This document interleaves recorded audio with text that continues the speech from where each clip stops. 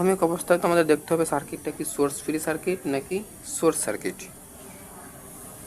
তো টির মান 0 আসার আগের মুহূর্তটা সুইচটা আমার ছিল ক্লোজ।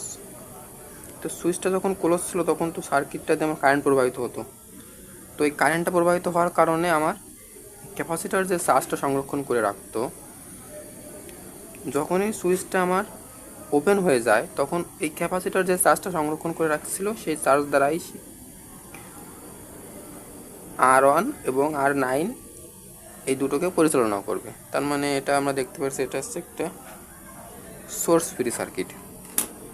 তো সোর্স ফ্রি সার্কিটের জন্য আমাদের ভি অফ টি বের করার সূত্র ছিল V of T equal V of T nought E to the power minus T by tau.